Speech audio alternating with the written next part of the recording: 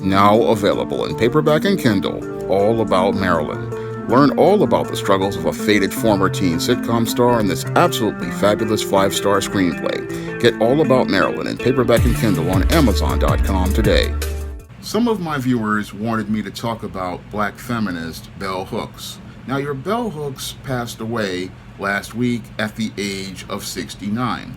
And I'm not shedding any tears for your Bell Hooks because Bell Hooks' legacy has done damage to the black community, and there's nothing to celebrate or honor regarding this woman. Now, your Bell Hooks was one of these black feminists who came to academia to make money at the expense of the black community.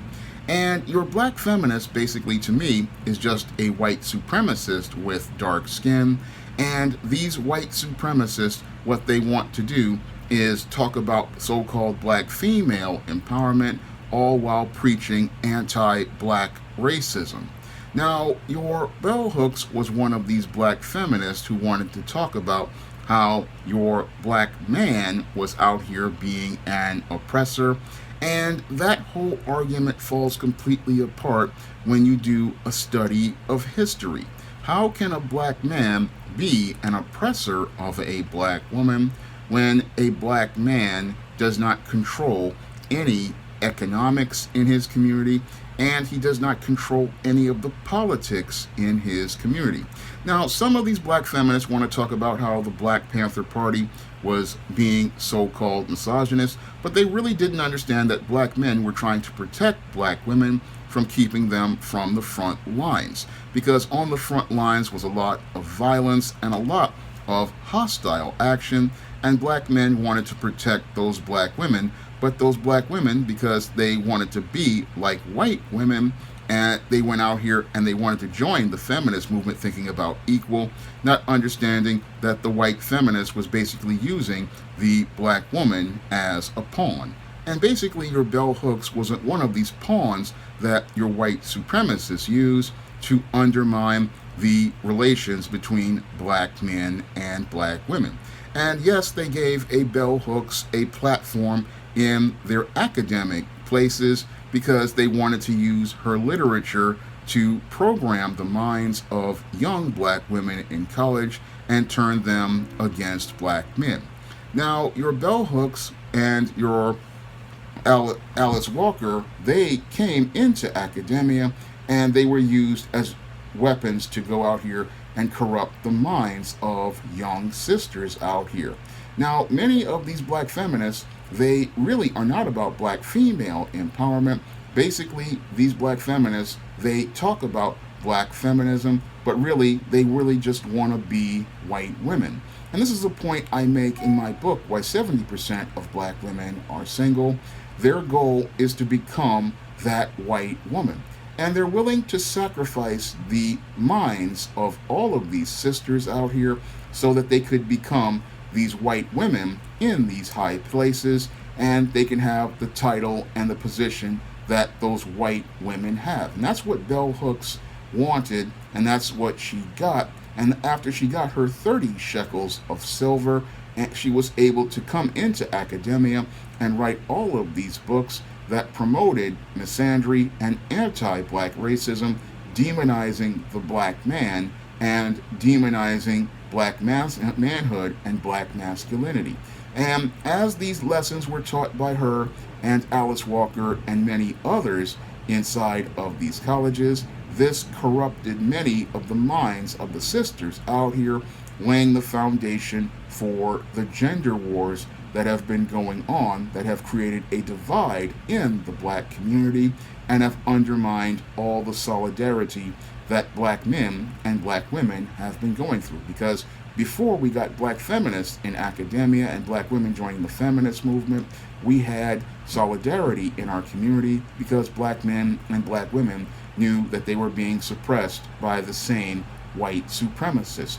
But when these black feminists were given some crumbs from the academians' table, they decided to go out here and promote their ideals and undermine the black community, and this drove a wedge between the black man and the black woman, as the black woman who got her miseducation in academia started pirating the talking points of black feminists like your bell hooks. And as they went out here parroting these points, talking about your marginalization of black women and talking all of these other talking points about black men not doing what they needed to do, and a devaluation of black womanhood, all sorts of talk, but they don't really want to look at the person who truly devalues the black woman, the person who marginalized the black woman, and that is your white supremacist who has the least amount of value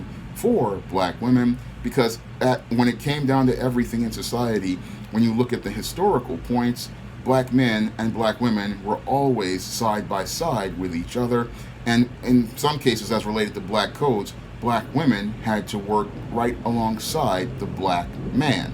But your bell hooks won't talk about that because it didn't fit her narrative, and her narrative was one that white supremacists helped her craft so that she could go out here and get grant money and live a lavish lifestyle at the expense of black people. And that is one of the things that black feminists did.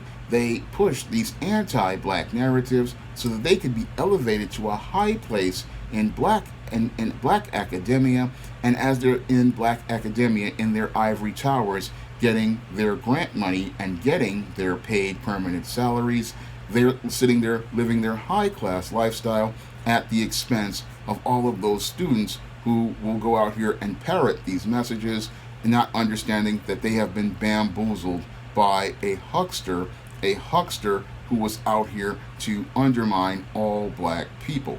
And that's why I shed no tears for your bell hooks, because your bell hooks is not somebody I would go out here and celebrate. She is not someone who has gone out here and made great contributions to elevate black people like the late Melvin Van Peebles and many other great black men and black women who have passed away.